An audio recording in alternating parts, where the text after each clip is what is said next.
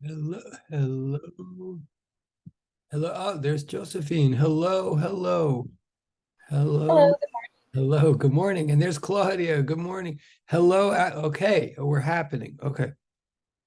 Um, hello. Good afternoon, Katie. Good afternoon, Alexis. Good afternoon, direct type. Oh, there's Alan. Good afternoon. Good morning. And Maria. Good afternoon or good morning. Good afternoon. Good afternoon, Brandon. Good afternoon, Victoria. Wait, who did I just miss? Sorry. Good afternoon, Stephanie. Good afternoon, direct chat persons. Good afternoon, Logan. Good afternoon, Mohammed. Good afternoon, Alan. Good afternoon, Shirley. Good afternoon, Claudia. Good afternoon, Paulina. Good afternoon, Maria. Good. Oh, yeah. Well, oh, good question in the direct chat. The answer is yes, but I'll publicize that in a minute. Um, Good afternoon, Jenna. Sorry, good afternoon, Jenna. I mean, okay, awesome, awesome. Good afternoon, everybody. Who did I miss? Did I? Okay, we'll get to business here, or I'll try to get to business. So a couple of things. Number one, so someone just asked in the direct chat, can you have more to? Oh, interesting. Oh, and that's a public question. Okay, yes, I'll get to. Good question. I'm almost surprised. Even anyway, all questions to be answered. Okay. Number one question in a direct chat about the homework that in principle was due today. For sure, someone's asking for an extension because everybody's very busy and it's midterm time. And yes, I mean, I just looked at it and I'm actually surprised that I made it due today, not Wednesday. Actually, yeah, and many of you have turned it in, which is great. And we're going to start dealing with that material for sure. But certainly you can have till Wednesday to do if you need more time to do it. I mean, in a way, that's always true. But I mean, thank you for asking. And um, yes, and on that note, so don't worry. I mean, just keep up with the material. But yes, but thank you for being concerned. Um, Also, what you on that also, let me try to get things going here. Right. So for good or for bad, I mean, so some of the exams have come back of your section. Many of them have not. As I sort of indicated to you, they do take a long time, and I do have many of them. And as I indicated, I think they're just coming back like one at a time. Like so, I'm not waiting for them all to be done to turn them all back to you in a class period. So they're just coming back in like and the order in which they're coming back reflects nothing on your performance so far. It reflects just like sort of where you are in the class roster, which oddly I think Google alphabetizes by first name. So it means nothing whether you've gotten your exam back or not. I will tell you right now, and so I still don't want to talk about. I want to just get on with the material. Just please thank you for being patient and just knowing they're coming when they're coming. I know I'll just say this not to scare anybody, but also to reassure. It just happens to people that have gotten their exams back. I, I'm just going to admit right now, I have a feeling they're not some of them might not be overwhelmingly thrilled with their scores. I'm talking to everybody right now, whether you got one or not. Just the quickly thing I'm going to say right now is I see that the numbers right now are not incredibly high. That is not to scare anybody who has not gotten their exam back yet. And it's actually meant more to reassure the people that have don't like it does you're not failing the class, okay? Just like I mean, or not because of that reason anyway. I mean, once they're all back and we have a sense of what the mean is and stuff like that, or whether there's going to be extra credit opportunities, then we'll talk about them as a group. If you're like really concerned about your number at that point, obviously you'll reach out to me personally, or I'll reach out to you, and we'll see what's what and where you are in the course in general with all of your other numbers and stuff like that. But just a quick public service thing to say right now is they're coming back, but they're coming back slowly. So if you haven't gotten one back yet, just bear with me. But if you happen to have gotten one back, I'm aware that so far you may be a little concerned about your number. Don't be panicked. And it's not just you, whoever you are. It is not just you. It's the way the first midterm in physics often goes. So just stay calm, and wait till they're all back so we can see like really where things fit with your whole larger grade. I'm still interested in everybody doing well. I still believe that people are going to do well. And And I don't want to get into too much nitty gritty about any of the individual exams until they're all back either. Okay, so, but it's also a good idea. I mean, if you have gotten you back and you're suddenly like, ooh, maybe I'm not doing as well in this course as I thought or whatever, and you're like doubling down on paying attention or trying to dot your I's and cross your T's, that's not a bad idea either. I mean, if it's a little bit of a wake-up call, okay. I mean, okay. But okay. Anyway, that I know that's a very ambiguous announcement to okay. No, oh, okay, great. So I'm looking at some direct chat. Yes. I mean, so really that was meant to calm down the people that, and I know, okay, I'll just add, because at least one person in direct chat sort of acknowledging what I just said. Like, also, you all should know in your heart of hearts, whether you feel at this point, I know you. Like, and I mean that to all of you, whether you got your exam back or not. Like, some of you participate a lot and have made yourselves a presence in this class and in my consciousness. And it's not too late for all of you to do that. It really isn't. But if you already have put yourself out there in this Zoom room and you know who you are and you feel, and you know, you've had direct chats with me, or you make comments when other people do some physics or whatever. If you feel like you've been in the room and you've been invested, I know that. And I feel that way about you too. And yes, I'm partly addressing this specifically to at least one person who just went in the direct chat. I know who you are if you've been investing yourself in this class. And I'm even more concerned that one number might throw you completely off or think like, oh my God, wait, none of my efforts have been noticed or something. They have been.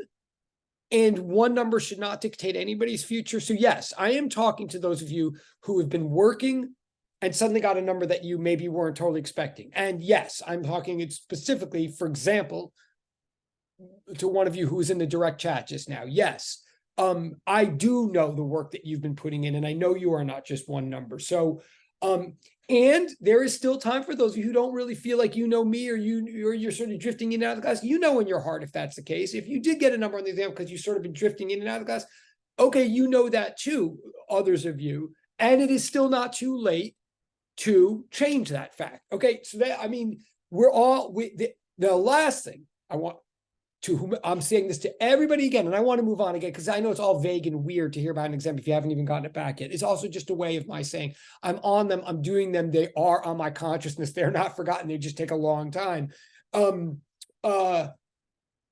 It's still the case that no matter what, whether you think you're doing well in the class or you don't, or you're wherever you feel, what you're still not doing, I pray, what you're still not meant to be doing is competing with one another for a grade or with me. Like, it's not a competition in this room. I mean, it is in enough areas of your life. It is in enough other areas of your scientific scholarly life. Here, it's not a competition against your colleagues or against me. We can all have A's if we all have A's. Okay. So whatever you need to do to either reassure yourself or double down on your efforts, do it with me and do it with your colleagues. We can all. It's not a sum-zero game. I'm just saying. And I have to say that because it is in a lot of other areas of your life, but it's not here. For good or for bad. I mean, but it's not. I don't have the stomach for it. Okay. But so yes, it's all right. Oh, sorry. So back to Josephine. So yeah, it's totally all right if you submit homework by tonight or yes. And I'm gonna yes. Okay. Oh, sorry. And there's one other question in the chat. Sorry. And maybe you wanted to. I don't even know. Okay, so someone's asking in the chat what sections of 204 I'm teaching next semester. Maybe it's so that they can avoid them. Okay, that would be. I mean, they're not specifying. No, for good or for bad with that. With 204. Wait, spring. Oh, yes, that's right. I always forget there's more. Wait a minute. How does it work? Oh, yeah. Okay, sorry. With 204 lecture. Oh, whoa. Wait, okay, that is a trickier question than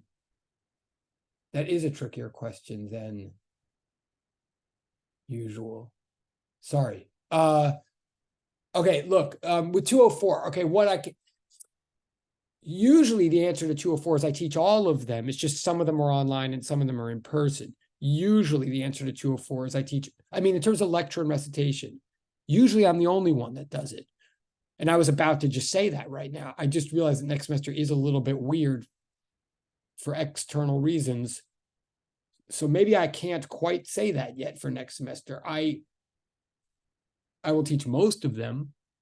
But what I can guarantee, for good or for bad, the one thing I can guarantee about 204 for good or for bad, is that the one and only in-person section of 204 is always at 8 in the morning on Tuesdays for a double period. I know that sounds torturous. It's not meant to be torturous. And then the lab is Thursday morning. The corresponding lab is Thursday morning at 8 in the morning. At 8. That sounds horrendous. I know. And we don't do it to weed people out. We do it because of logistical realities. But I can tell you that I always teach the in-person 8 in the morning Tuesday section, which is a double. Absolutely, far and away, the hardest thing about that section is getting there, is getting up out of bed and making it to school at 8 in the morning. But if somehow you can do that, if you can get yourself awake and get to the section by 8 in the morning of school, I think it's the most rewarding. And it's the same thing with me. It's the same, but once we get there, I think I find it the most gratifying 2.5 hours of my week. And I'm not sure that's true of all the students, but anyway, if you remotely can be a morning person or whatever, I highly recommend that. But anyway, that's the end. Now I will teach at least one other of the online sections, but yeah, I'll get back to you when I know which one that is. Usually it'll be all of them, but it won't be all of them next semester. So I will get back to you on that. Okay. Sorry. Oh, okay. Thank you, Paulina. Okay, no, I appreciate it. But maybe now what I just said, and look, it's crazy that it's 8 in the morning, but it is anyway. Okay, but thank you. That's the answer for good or for bad. And all this can be talked about in private. And again, I'll be in my office tomorrow from 11 to 1 or thereabouts. If you want to come visit on the fourth floor and talk about any of this. Okay. I shouldn't have recorded any of that. All right. Let's get back to physics. I mean, I'll keep checking the chat if there's other questions, but let's get back to physics. I want to start talking about homework 8, but I do understand people need more time on it. And I think the best way, I want to finish this. That leads us into homework 8. I want to finish what I was saying last Wednesday. It's all related, and it's related to what's going on in the lab right now. But so this is, you'll see what, so last time I was talking about how to draw force diagrams in order to set up the left side of F net equals MA, right? That was the whole point of that. So first you make system schema, then from the system schema, you make a pure free body diagram. And that's like right where we ended last time.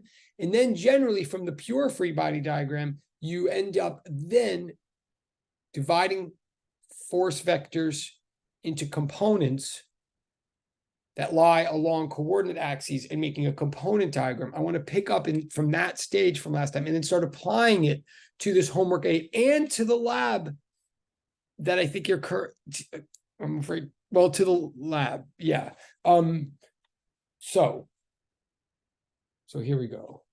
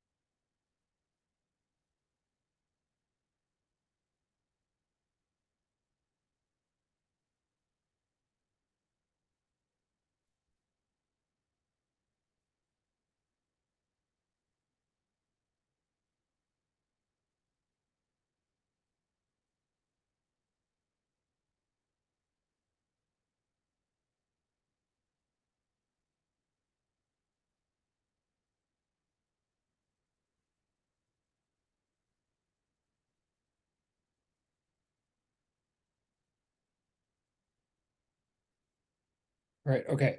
Just to remind us where we were last time, I was analyzing an example that was made up. Like, right, it's not, it's an example for the purpose of lecture of a sled of mass M on a rough ground being pulled along the ground by a string that is up at an angle. Okay, so I'm going to remind, and that's what we were analyzing last time. Our ultimate goal, let's say, was to compute the acceleration of that sled mass M, but I hadn't even given any numbers or any facts like that because I'm just first just trying to show how we analyze it, right? And what we had done last time is we had done the system schema, and then we had just constructed the the pure free body diagram of it. So I want to go back to that step just so we're going to so I'm still recalling, I'm still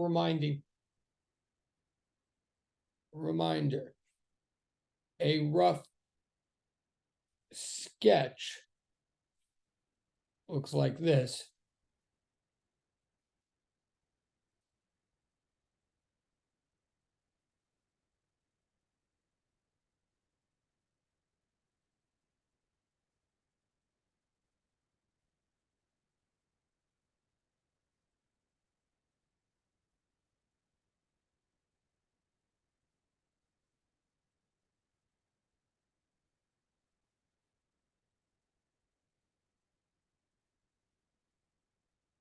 Right. So it's a sketch of the situation. I haven't filled in that but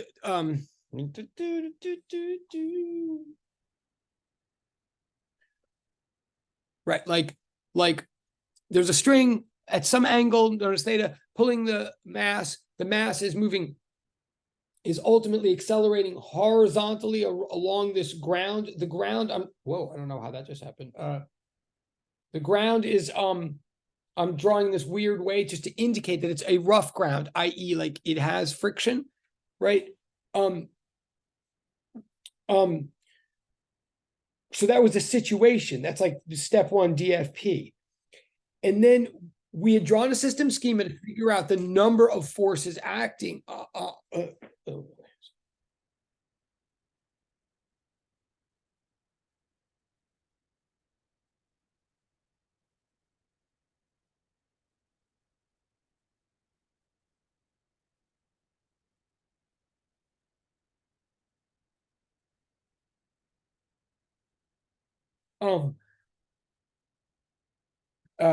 So that's a situation, and we had ultimately said we had done a system schema to figure out how many forces were acting on this mass.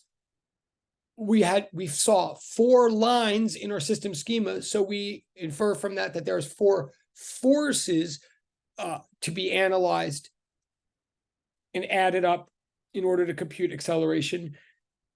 So now we had gone to a free body diagram, and we had drawn one vector to indicate each of those 4 forces, right? And the forces are gravity plus anything that's touching the object. So this is where we left off. We said there was, sorry, what I'll call.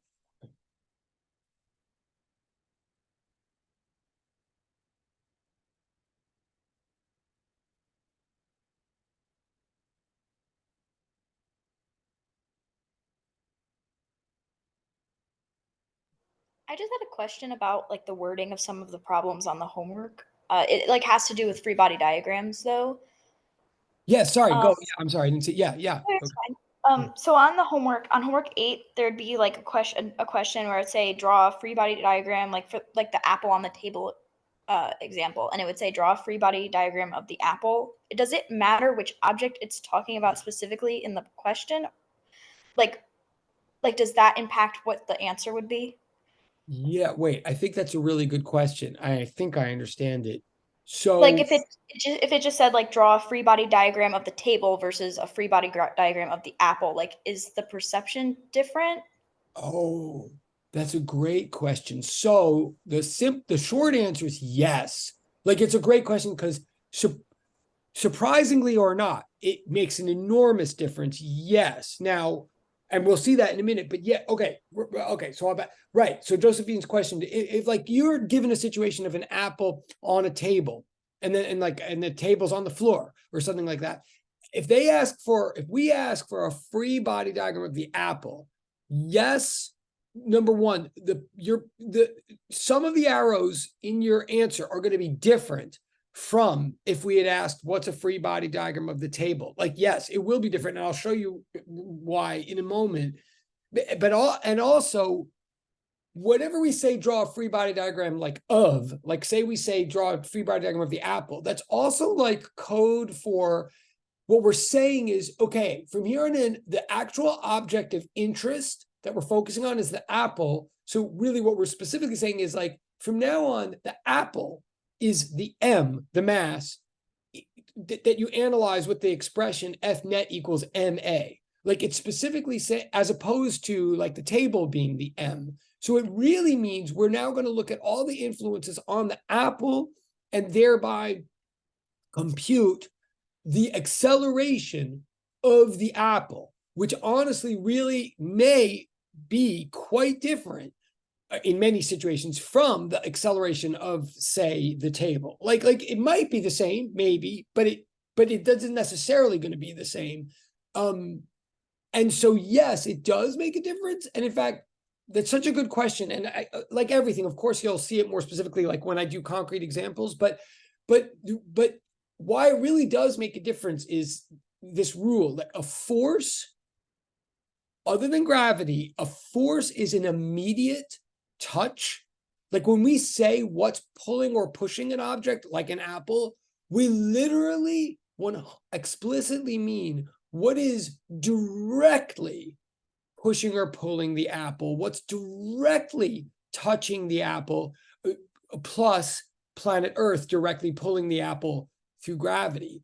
And so the thing is, okay, I'm going too long as usual, but like, well, yeah, it really does make a difference, because if you were to draw, the thing is, if you draw the apple, if you draw a free body diagram of the apple, then one definite force in that diagram, like that does actually make a difference, is that the table is pushing on the apple. Like the table is literally touching the apple. And because the table is a surface, it turns out the table the table is like pushing up on the apple, but also because the table is surface, if the table's rough, it may also be like frictionally, slidingly pushing on the apple. But then that's it. Like that, and then the apple's being pulled down by planet Earth. But like that's where you would stop drawing. But the thing is, like the floor is pushing up on the table. Like what I'm trying to say is the table is doing something to the apple, but it's very reasonable for all people, like students and physicists. People could say, well, how's the table doing anything to the apple? Like, okay, the table's holding the apple up, but what's holding the table up? And the answer would be the floor. But that would go in a picture of the table. Because if we don't be very specific about what we're drawing and where the buck stops, then the buck will never stop. If we were to include the table, sorry, I think you've already get my point, but I'll just finish. It really does matter. It's a really, really good question. Like it's a really good question. And it really does matter what we're calling M, what we're focusing on, because once we decide what we're focusing on, we only want to delineate the forces. We only want to identify the forces that are directly affecting that object. Like to go back to this example where we have a sled on the ground being pulled by a string, we're focusing on the sled. We're going to call the string a force, like the tension in the string, we're going to identify as a force.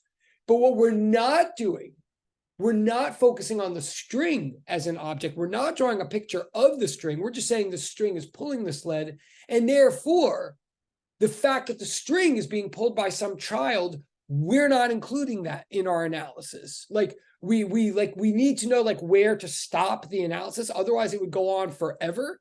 And that really does confuse everybody. So yeah, okay, so I'm going on forever. So yeah, it actually matters what you focus on. You just identify the influences that are directly touching that thing, plus planet Earth, and then you calculate the acceleration of just that thing. I know that was a very long answer, but it is a great question. Does that actually answer the question? Yeah, that makes sense. It's like the wording just determines which forces that you're actually acknowledging in that diagram. Totally. Okay, that makes Yeah, sense. totally. 100%. Okay. Awesome. Awesome. Okay. Yeah, keep these questions good. No, it's a great question. Oh, and sorry, where we didn't. Oh, we didn't have. Oh, we didn't have class. Oh, right. Okay. I'm seeing something in the direct chat right now. So I might. All right. So yes, I asked you to watch the video last time. That's true.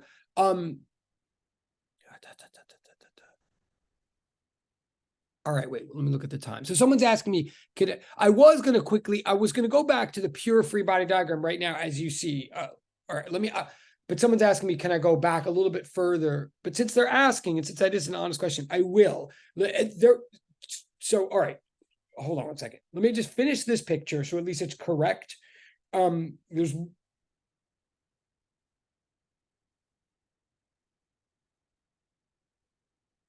Okay, this picture that I just drew, okay, right here,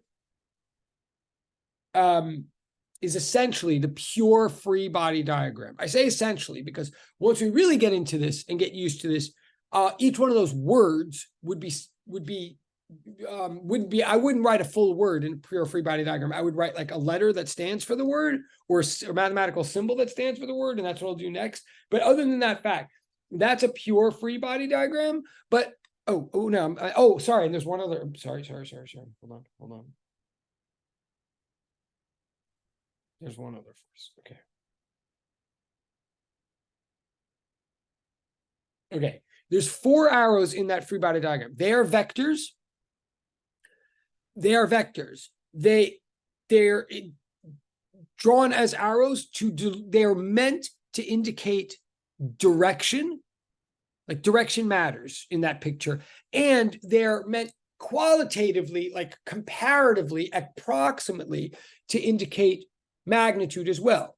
Like the arrow that's called normal force is shorter than the arrow that's called weight, because I believe the upward normal force exerted by the ground is actually is not as strong as the downward pull of the object's weight. I'll get into all that in a minute, but that's a pure free body diagram, slightly overwritten with words rather than symbols. And that's where I think we more or less left off last time. Someone is asking in the direct chat if I could back up a little bit. I'm going to back up a little bit just because that's fair. Yeah, I mean, wait.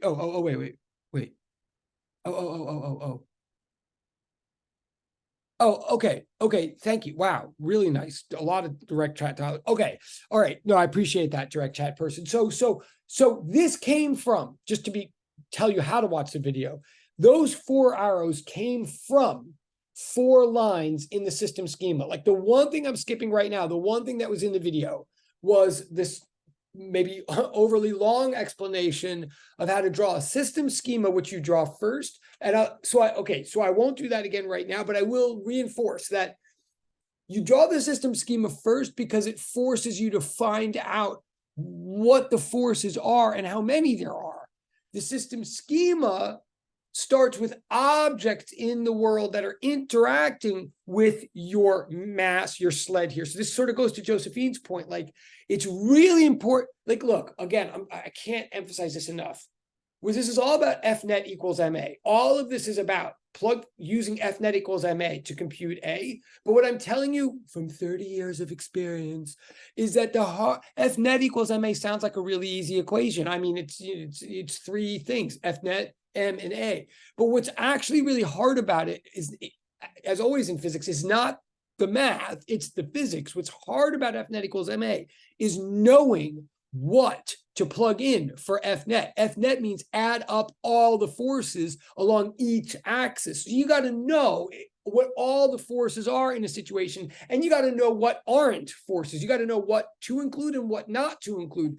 So there's actually a series of diagrams that we make to make sure that we're including exactly the right forces. The system schema starts you off, and the purpose of the system schema is to really emphasize that if you cannot identify another object in the world that's actually affecting this object, if you can't identify a second object in the world that is somehow pushing or pulling our object of focus, then there's no force acting on our object of focus. Forces don't come from the air. They don't come from vocabulary words, and they don't come from like some desire to believe that there must be a force. There is a force is an interaction. So the system schema asks you to come up with all the other objects in the world that are immediately, directly pushing or pulling our object of focus. Again, our object of focus right here is a sled of mass m. Among other things, it's being touched by a string that's going off at an angle. So we, in the system schema, one of the objects that we write down is the string. Again, back to Josephine's like very good question. Like we write down the string because it's directly touching the sled. But even in our minds, even if we go that, oh, and then what's pulling the string? Why is the string doing anything? Even if we come up with, well, there's a girl with mittens on holding the string, that doesn't matter. Like, I mean, maybe it matters in life, but it doesn't matter for our diagram. The buck stops with any object that's directly pushing or pulling our object. So the system schema, the purpose of it is to identify the other objects that are interacting with ours so that we ultimately get a count on the forces acting on our object. At the end of the day, in the system schema, which is in the video, we found 4 lines in the system schema. So that means there's going to be 4 arrows in this free body diagram. And last thing I'm saying about that, so you notice we're doing it in stages. The system schema doesn't know anything about magnitudes or directions. It doesn't care. It's just identifying the forces. Once they're identified, now we start focusing on their magnitude and direction. So, okay, so now I'm up to this pure free body diagram. Okay, there's 4 forces acting on our object. Each one is having a magnitude and a direction that's being depicted in this picture. They're all arrows whose tail originates at the point at the center of the mass that we are focusing on. So here's our pure free body diagram.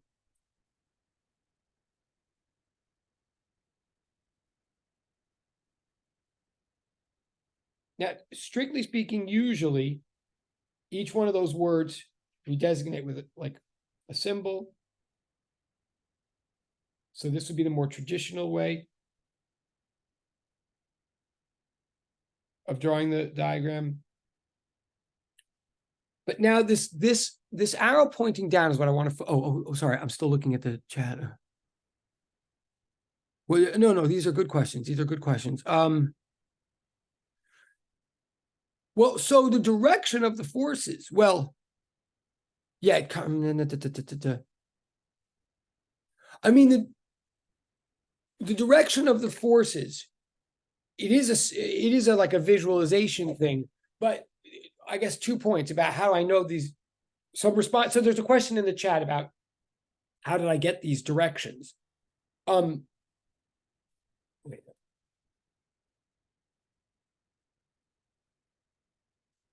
One second.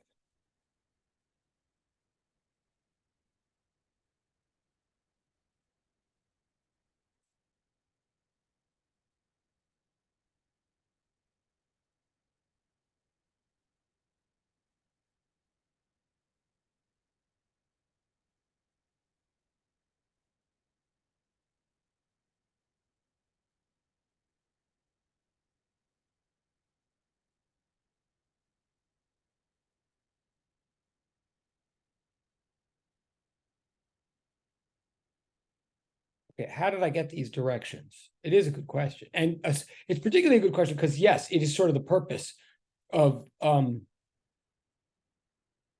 moving to a free body diagram is to start focusing on directions.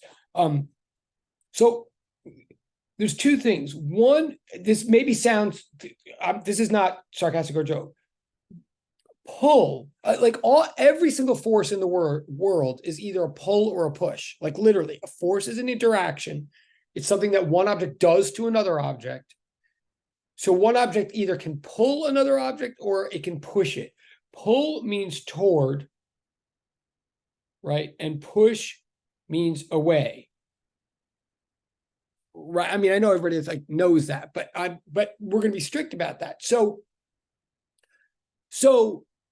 if you take that fact and combine it with the fact that in the system schema, we forced ourselves to picture every single object in the world that was interacting with our object of focus. So, and the way we do that is we always start, first of all, with the center of planet Earth. Like that's always in every single situation, at least every single earthly situation. And Earth is always below, like everything that we do is on the surface of the Earth. So the center of the Earth is always below. So the center of the Earth is below the sled. It's below it, and it's pulling always. Gravity is always a pull. So if something is below me and it's pulling, then that means I'm being yanked down. I mean, I know that's obvious, I think, in a way, but now so therefore the pull of the gravitational pull on the sled points down. Now, sidebar on that, the word for that pull, since it's there every single time, the gravitational pull from Earth, and because it's there all the time, but it's this weird phenomenon, like we are used to it, but it's weird. What's weird about it is that that pull is always happening without a touch. It's the only pull or push we know in mechanics that seems to happen without physical contact. So we have a special word for it. The special word for it is weight, like W-E-I-G-H-T, right? The weight of me. Weight is a force. Weight is measured in force units. Weight is the pull of the Earth on me. We'll get into what that number is or the formula for it is or whatever in a moment, but just sidebar that. So if I ever use the letter W or the word weight, I mean the force of gravity on an object. I don't mean mass. I mean, of course, they're related, but I don't mean mass. I mean gravitational pull. Now, so the direction of gravity is, of course, down. And I know the person who asked me this question knew that. But all the other forces now, in a way, they work the same way. Like N stands for the normal force. Now, that's a new thing from that you do have to pay attention to that part of the video. That's a tricky business. But the normal force, the normal force that only is not, it doesn't mean typical. It doesn't mean always, like there isn't always a normal force in every single, there isn't always a normal force.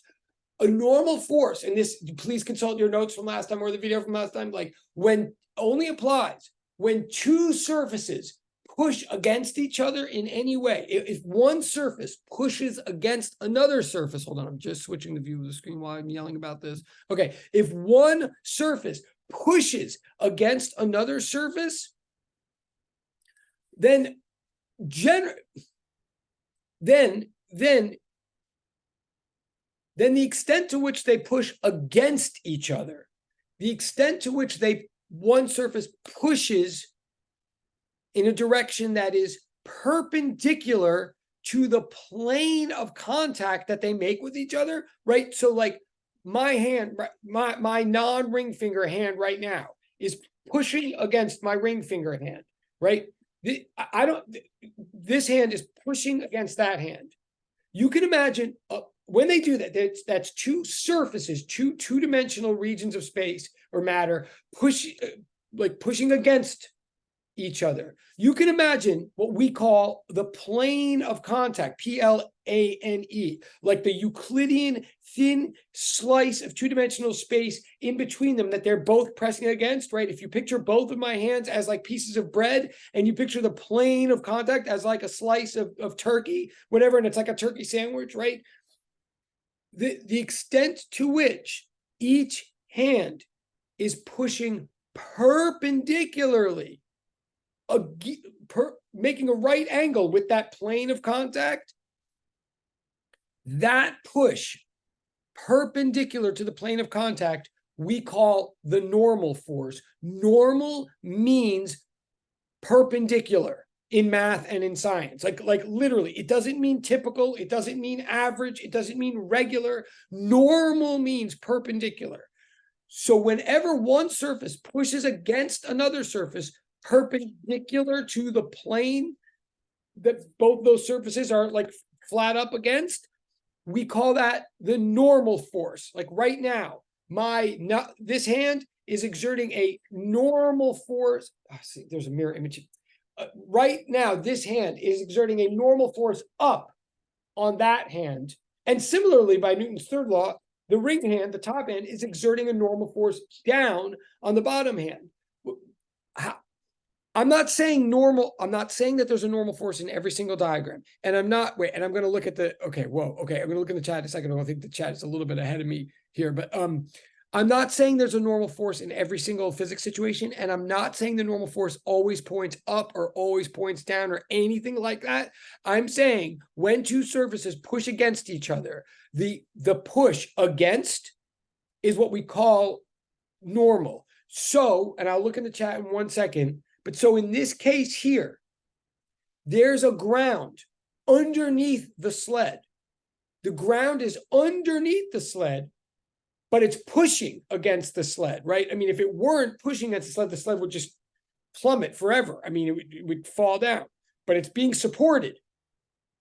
So something is underneath it, pushing up. I know it's underneath and I know it's a push, and push means away. So the normal force is up. That's how I know that. I will look in the chat in a second, but I know the normal force is up only because I know the surface that's underneath the sled, because the surface that's pushing the sled is underneath it. And if something pushes from below, then the direction is up. I can't really, and the last way I would say it is if that normal force weren't pointing up, the sled would free fall down. I mean, the fact that the sled is not accelerating up or down must mean that there's something pushing up. The tension, same thing. There's a string that just based on and this is why it's always really important to draw a sketch before you even get into the solving diagrams, right? This all goes back to step one is DFP. We draw a picture of the situation, of the facts, before we even start doing diagrams that solve the problem. We present the problem in this picture. So this picture showed me that the string is pulling up and to the right. Okay, therefore the string is pulling up and to the right. I mean, it's like, it really is like that. If that's where the string is, and if it's a pull, then that's the way the force is actually going.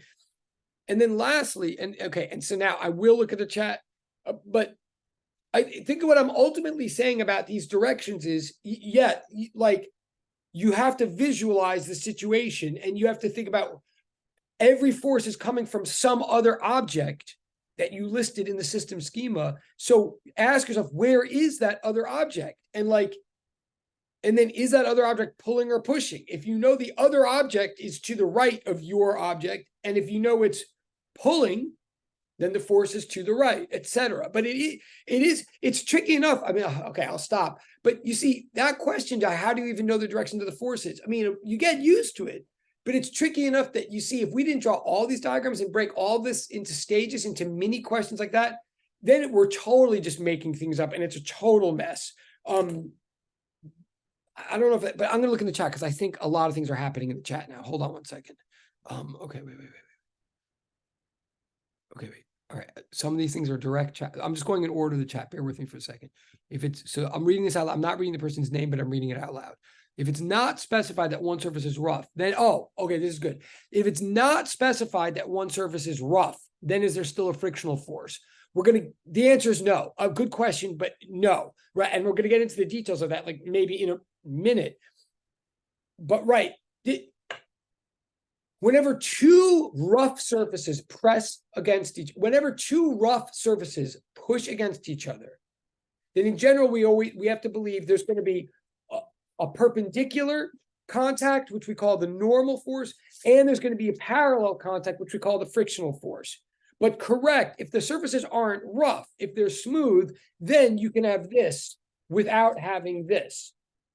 You can, that's right. If it's like a hockey puck on ice, you can have this without having this. So it's possible, yes, to answer the person's questions, it is possible in situations to have it's possible to have no normal or friction. It is possible to have normal without friction. It is never possible to have friction without the normal. I'm not saying the person said that in the chat. I'm just like answering expansively.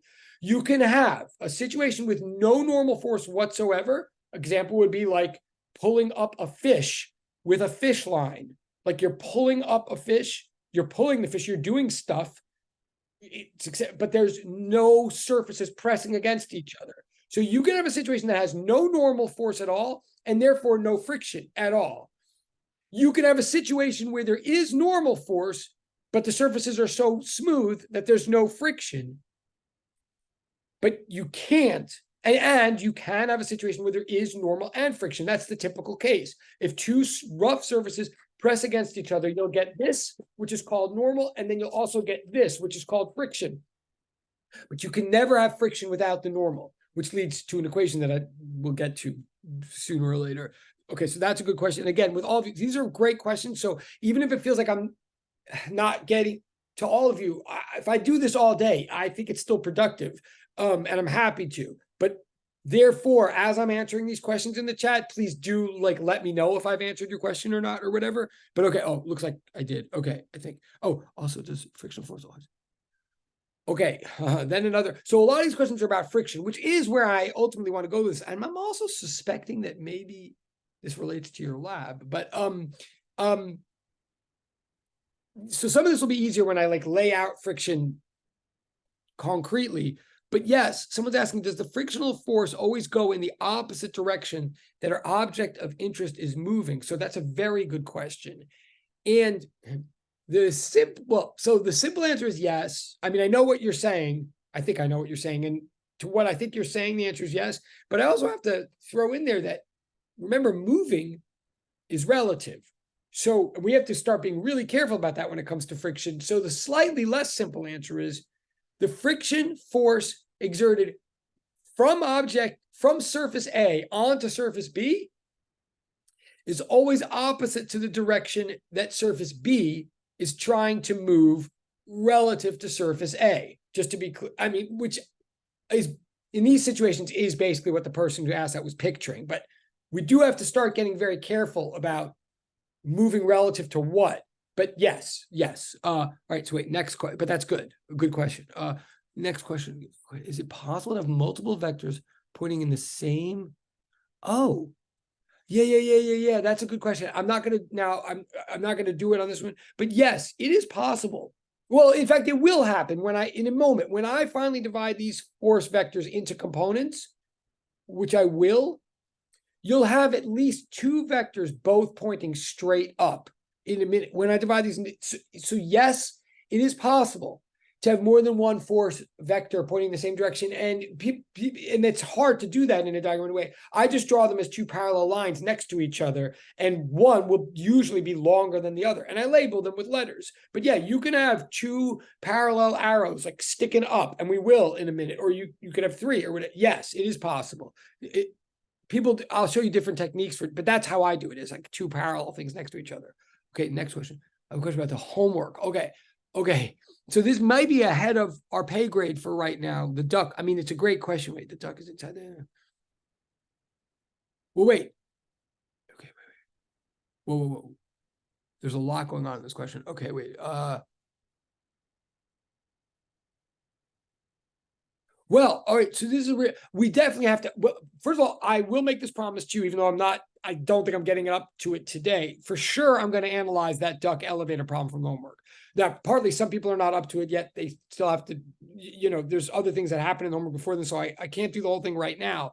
But if you're even thinking about that duck elevator thing, Claudia, and others, it's a very thoughtful question you're asking. You've definitely thought it through deeply. And I get what you're asking. The first thing I have to say, though, is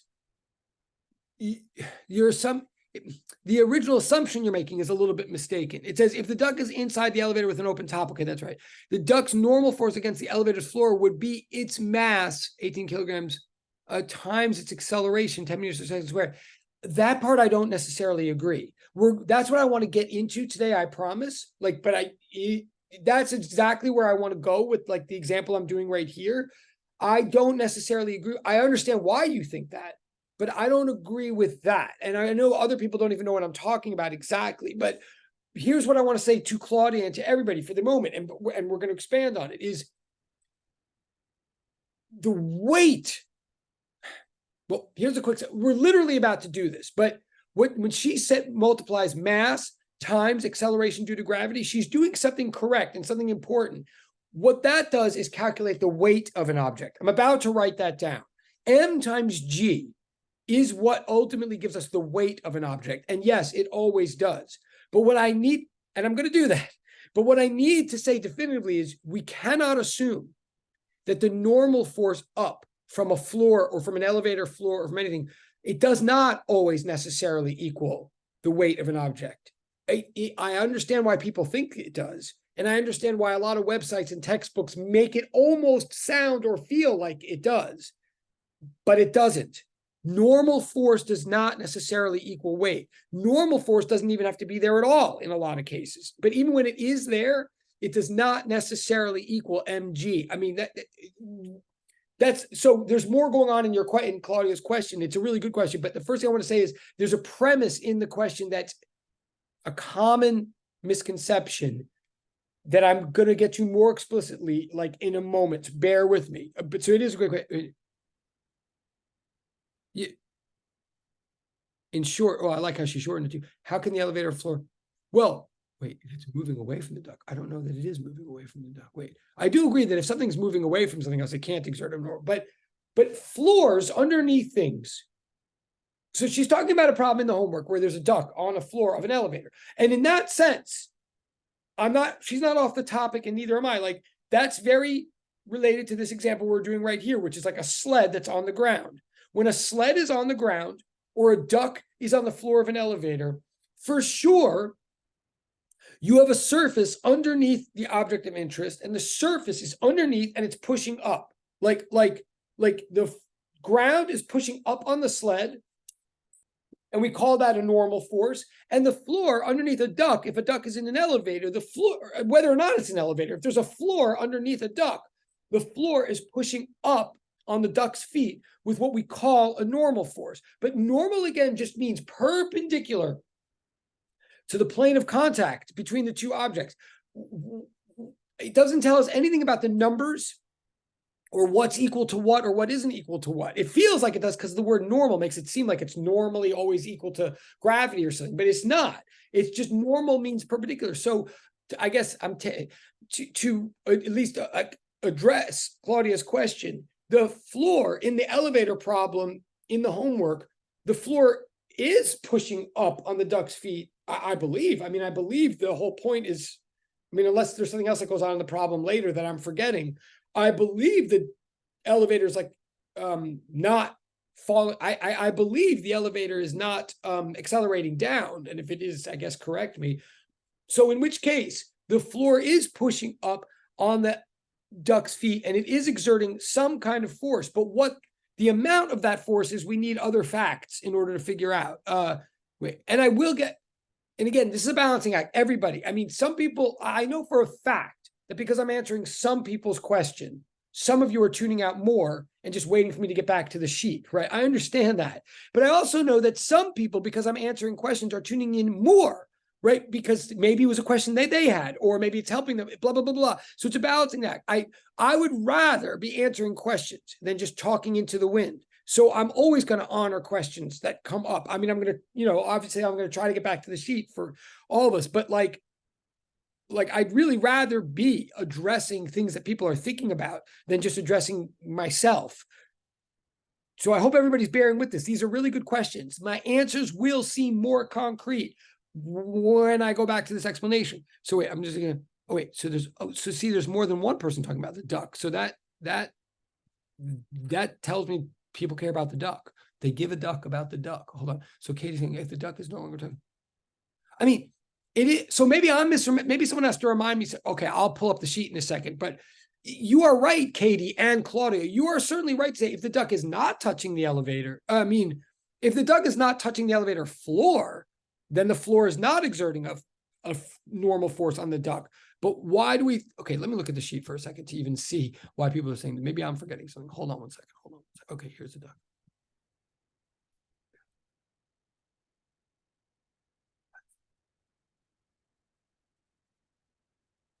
Oh, you're talking about part B. I'm sorry. Okay. As long as the elevator is accelerating up, definitely the floor is exerting a normal force. I mean, as long as the elevator is either sitting still or accelerating up, then the normal force is doing so. But you're right. You guys are right. Hold on. In part B, when the elevator is accelerating down, particularly at a rate that's, that should say 15 meters per second squared. No wonder that's partly what's confusing here, but that should say 15 meters per second squared. If anybody's looking at part B of homework 8, that is a typo that I am not responsible for, but I am responsible for. You're right. When the elevator accelerates down, then the normal force is 0. That is true. Right. And it's sort of the problem does talk you through that. No, you're right. When the elevator is accelerating down, then the normal force is 0. That is true. But that's okay. Everywhere else, there is a normal force. I don't know if that helps or not, but you are right. Yes, when the part B, and it's trying to show you that. It's actually trying to explain that. But yes. Okay, I'm going back to the chat. Okay, that clarified. Okay, cool. Ha! Ha! Okay, fair enough. Someone wrote in direct chat that their mother is very concerned about the physical well-being of the duck. That is fair. Please assure your mom that no real ducks were, what's the expression? Yes, we will take care of the duck.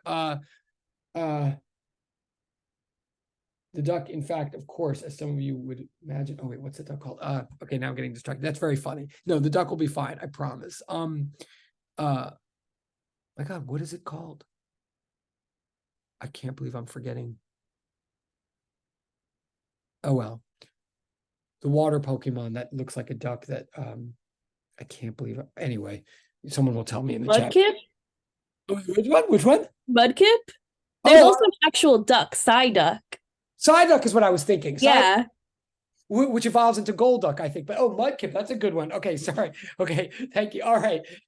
Okay, yes. Oh, see now everybody, and thank you, Maria. Maria actually showed video for that. No, because I was thinking about that. I was like, is the duck here because he likes Pokemon and Psyduck's his favorite or something? I mean, I do love. Okay, we're good now. We're all right. At least we're breaking up the mood here. I love Pokemon, obviously, and I'm not paid to say that, or I probably shouldn't even say it. But no, and I do, and I love Psychic Pokemon. I love Water Pokemon. Well, actually, I'm getting sick of whatever. I do love Psyduck, but no, in fact, this problem was not written by me. To tell you the truth, this problem was written years ago by someone who used to teach here, who just liked ducks, I guess. But no, I do. Yes, okay. So I'm not, but I.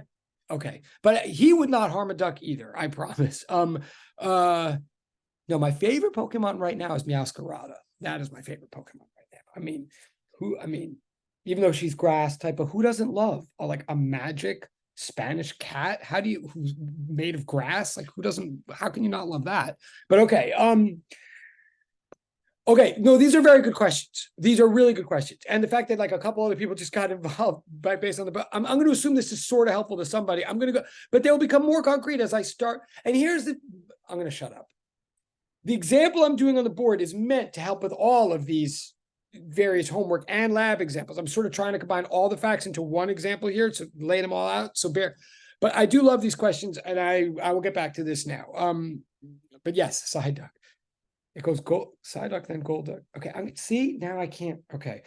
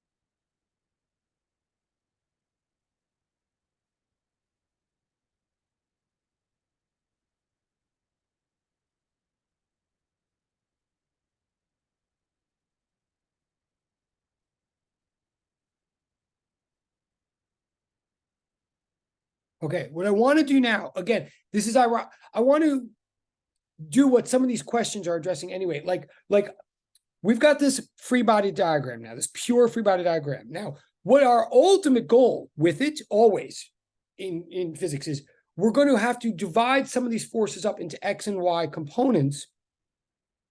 Because ultimately, ultimately we have F net equals ma as a vector equation, which means F net equals ma along the x-axis, while simultaneously but independently F net equals ma along the y-axis.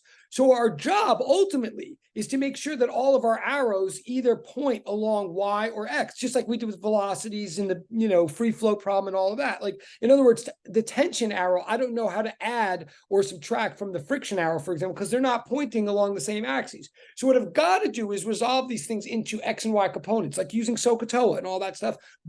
And that's what we'll always do. But I want to first pause, and each one of these forces like comes up in all of these diagrams all the time. So let's and each one of these forces, they're just names. But they do tend to cause some confusion and misconceptions that were sort of related to the questions that we're just asking. So let's talk about these forces one at a time a little bit, okay? Because whatever I say right here about these forces would be true in all examples, okay? So first of all, tension, I think we mentioned this before, but tension equals the pulling force from each end of a string, right? Of a string, which is a 1D shape, right? So tension is just the word. Whenever you see a string or a rope or a string, a rope, cable, whatever, fishing line, whenever you see like a one-dimensional shape that is pulling on stuff, then the word that we use for the force that one-dimensional shape is exerting is tension. And the thing that what we can believe, once you see the word tension or the capital T, what it means from now on always is that the magnitude of tension is the same at each end and all the way through. So if I say there's a fishing line that's attached at the top to a fishing rod and at the bottom to a fish, if you know the force at the bottom of the line is exerting upwardly on the fish, then whatever the number of newtons that is the same as the force at the top of the line exerting on the rod. Like, the whole point of a string is to sort of transmit a force called tension throughout the whole string. And anywhere in this, if a string is tight at all, it's the same amount of tightness all the way through. If a string is tight at all, you don't see like little clumps or gaps, or like, it's not possible to have little bits of slack and have the rest of it tight. If it's tight at all, it's uniformly tight throughout. So tension is the name of that force, and the direction. So the magnitude is always the same, and the direction is always along the string. Like, which is like sort of maybe obvious, but that's the point of a string. So if you dangle a string over a pulley, you change the direction of a force. And that's the point of dangling strings over pulleys. Like, one end, the string will pull up on an object, but at the other end, like on a table, it can pull horizontally. Okay, that's how tension works for all time. And that's all that needs to be said about it. It's the same magnitude throughout an entire string, and its direction is whatever the direction of the string is. That's tension. Weight, and this comes up in the homework. Weight, we said, is the downward gravitational pull from the center of Earth, right? At this moment, we still don't know why this happens. At this moment, we still don't know why the center of the Earth manages to pull everything without contact. But we know it does. We see it happen all the time. So we give it a special word and we call it weight. But we could say more. So the direction is always downward. Direction is down. But can we say anything about the magnitude? Yes, we can. The magnitude of the weight of something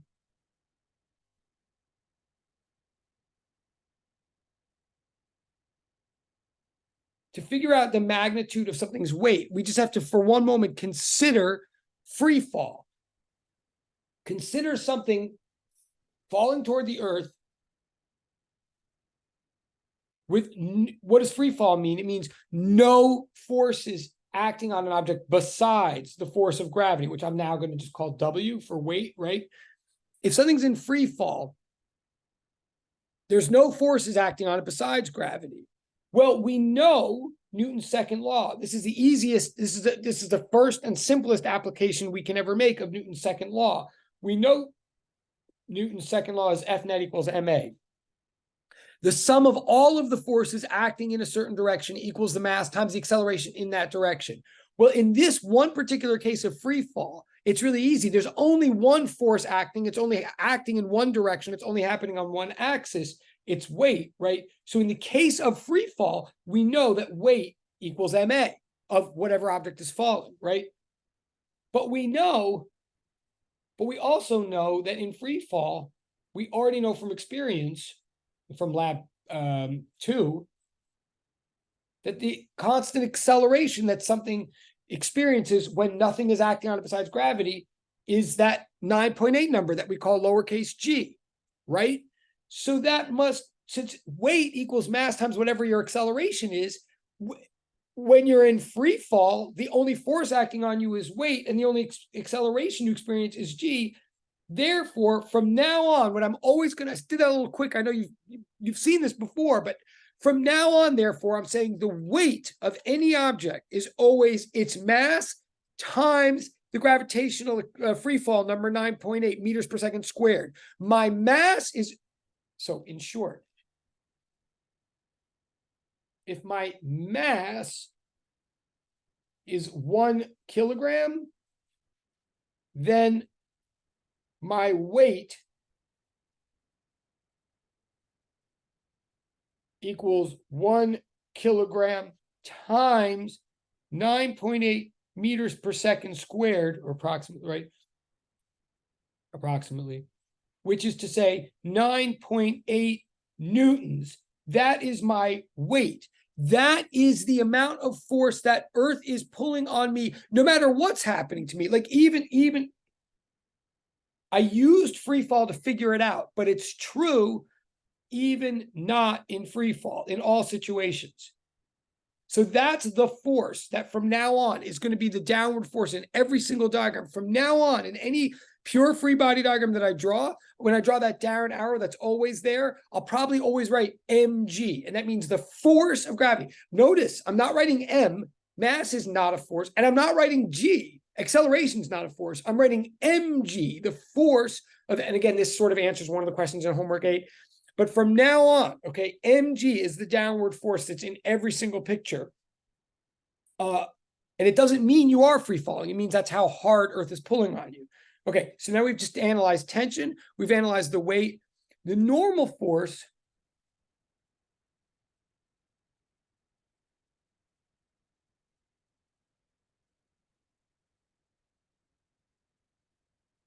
well, we said the direction is always perpendicular to the plane of contact. Oh, I should be in color blue now, but whatever. When one surface, i.e. 2D, pushes on another, right? That's the direction. So in the case of the elevator floor underneath the duct, if the elevator floor is pushing up on the duct, then the normal force is up, just like here. That's the direction. But with my two hand, my ring, this is my ring finger right here. Right now, my ring finger is pushing up on my other hand. But if I go like this and hold them side to side, then my ring finger is pushing to, then the normal force from my ring finger is pushing to the right on my non-ring hand. Like normal forces can push in any direction, but they have to be perpendicular to whatever the plane of contact is. And if you don't see a plane of contact, if you don't see two surfaces pushing against each other, then there is no normal force, right? That's the direction. But the magnitude, there's no, people, this is a misconception. The magnitude of the normal force must be figured out situation by situation. How do you, it's different in every, sometimes as you saw with the duck and the weird going down, it was 0. It's different in every situation. What do you use to figure out the normal force? You use F net equals MA. You'll see. I mean, that's what we're getting. And I know I'm like running out of time, but you don't know in advance what the normal force is. It is whatever it needs to be. It is whatever it needs to be to make it true that F net equals MA along that axis that it's acting on. You'll see. But last thing, I know I only have 2 minutes. I know I'm not finished this example, but the best I could do. With friction, just to now bring it back to someone else's direct chat question, the only other force left in this diagram is friction. How does friction work? Here's how friction works. In order for there to be friction, there must be 2 things. There must be normal force and there must be roughness. Friction, right? That's what someone asked a few minutes ago. Friction is the product of those 2. If normal force stands for the pressing against, mu, the coefficient mu, it is a coefficient. Mu is a number between 0 and 1. It's like a decimal or a fraction. It has no units. Mu equals the coefficient of friction. It's called the coefficient of friction. And what it is just a measurement of, or an indication of, an index of how rough the 2 surfaces are.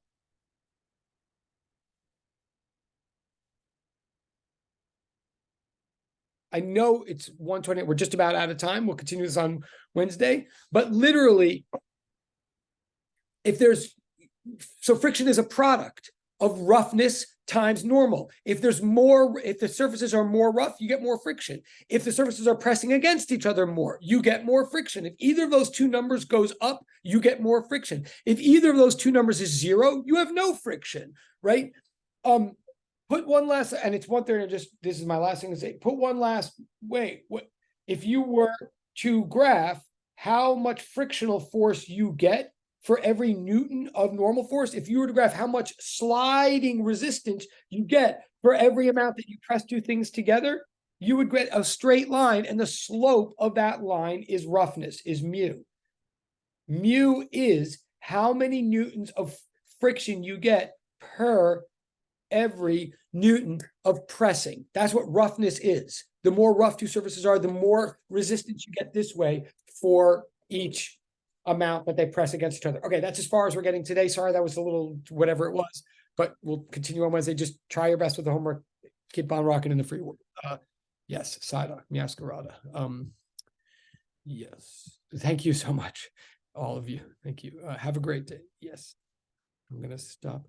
But I'm here if there's any last questions, but thank you guys. And I'm stopping the recording, or am I? Yes.